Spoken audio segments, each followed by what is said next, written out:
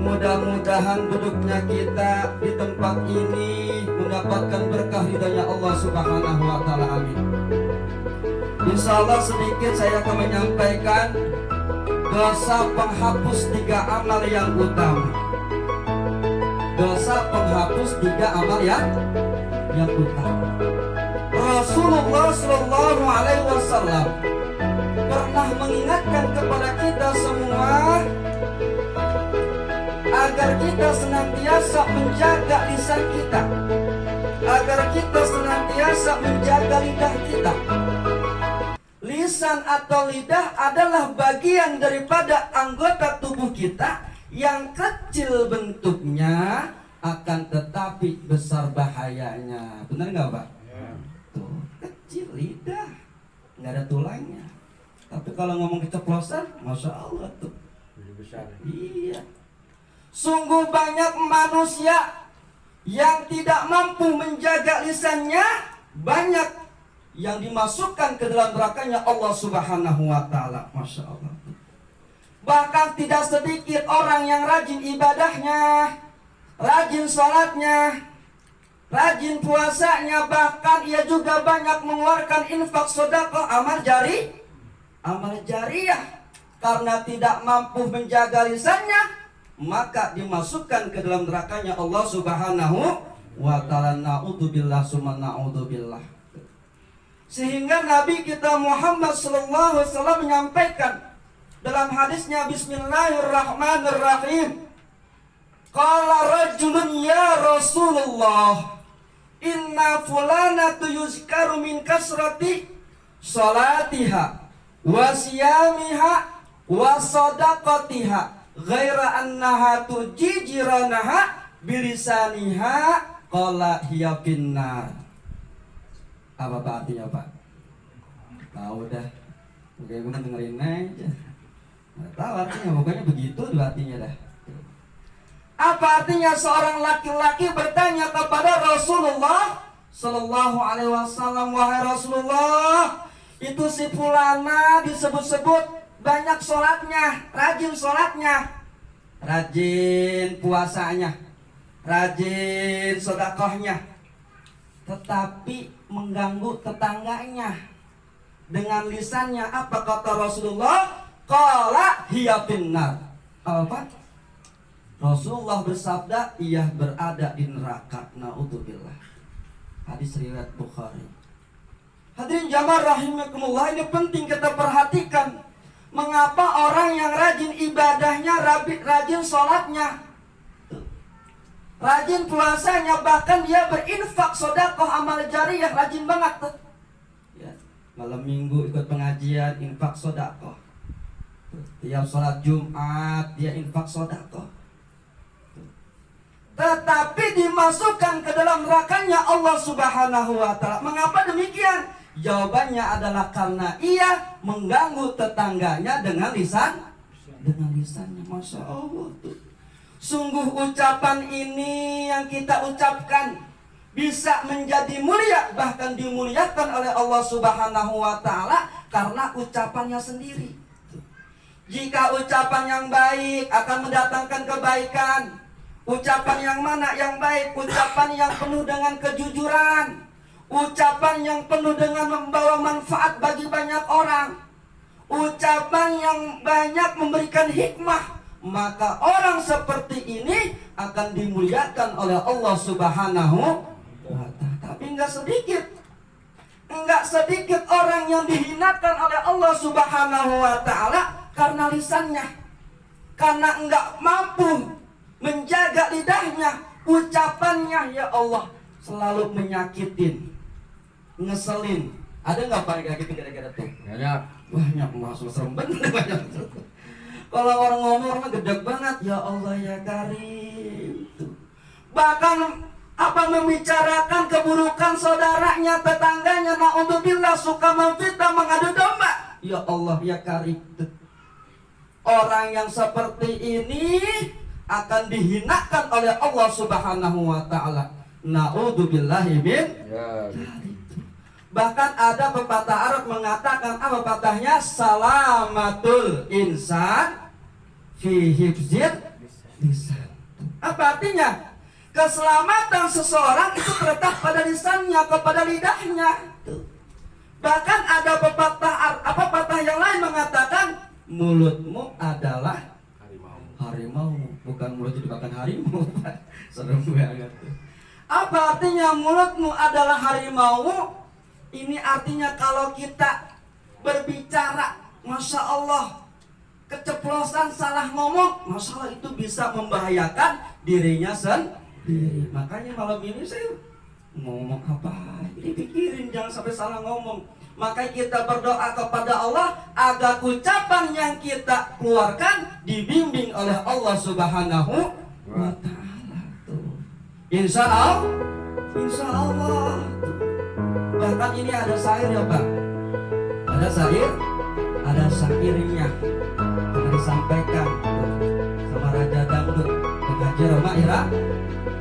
Syair nasihat. Boleh nggak Pak syair?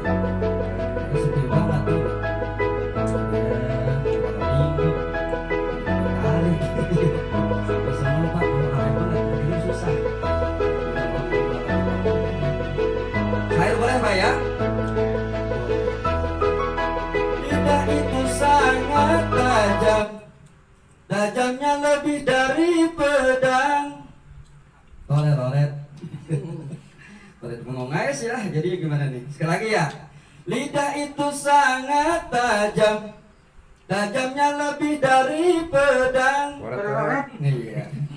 Janganlah apa? Macam-macam. Kalau kita berbicara, rolet itu. Sahabat tuh.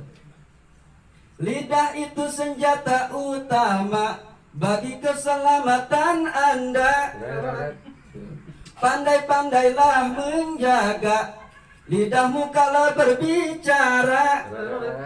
Rolet tuh jadinya tuh beda kayak bis. Kayak mobil. Kalau ngomongin orang apa bisa jadi salah Pak? Salah paham biasanya itu.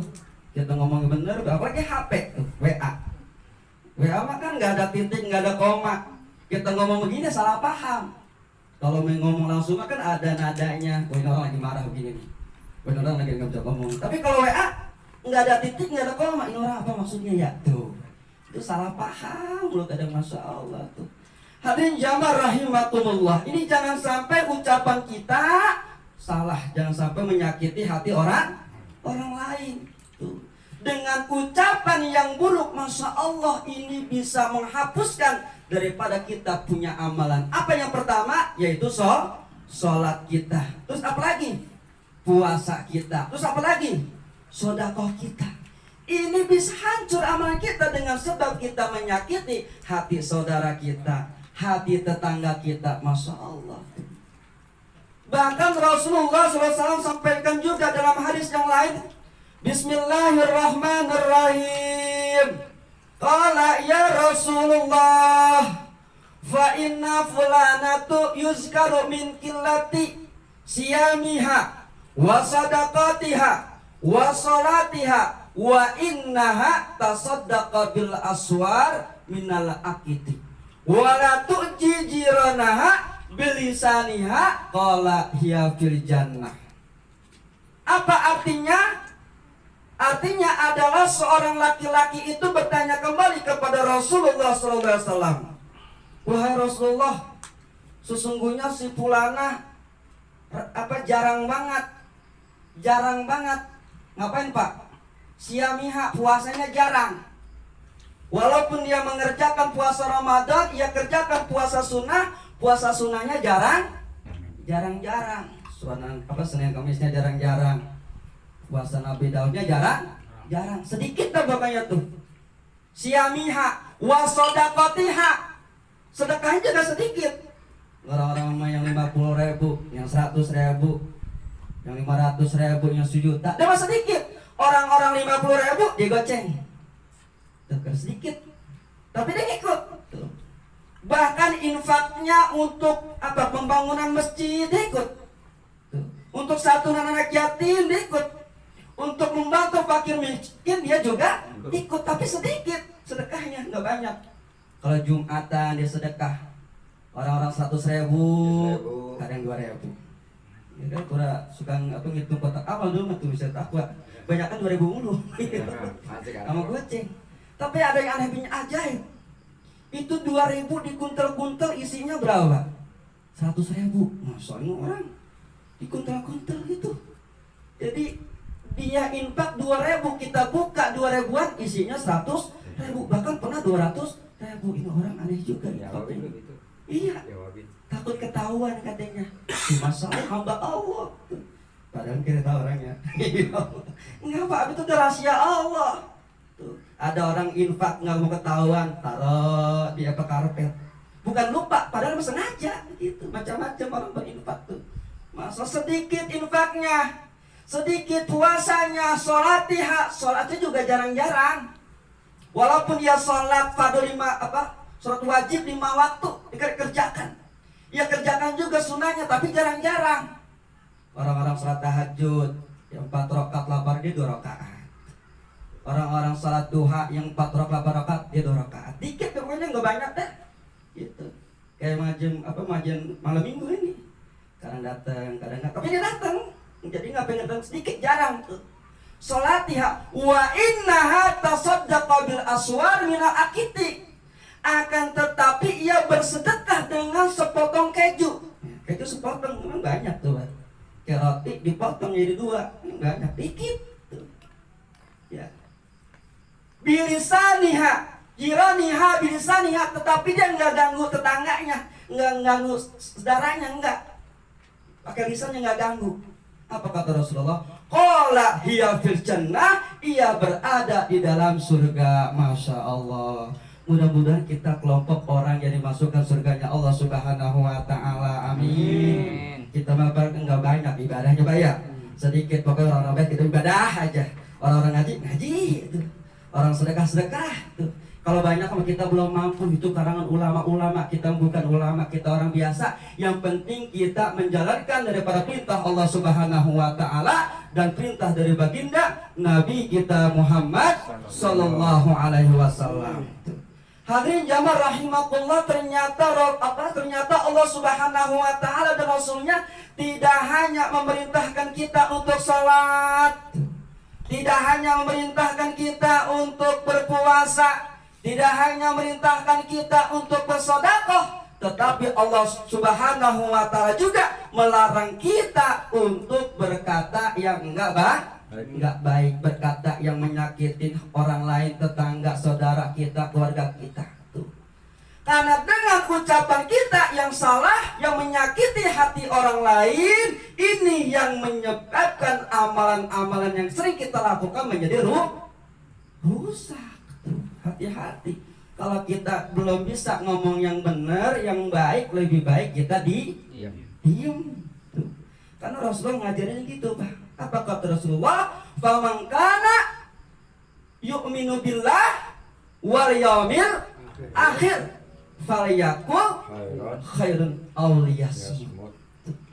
Barang siapa yang beriman kepada Allah dan beriman kepada akhir, maka berkatalah yang baik. Kalau kita belum bisa ngomong baik, lebih baik diam.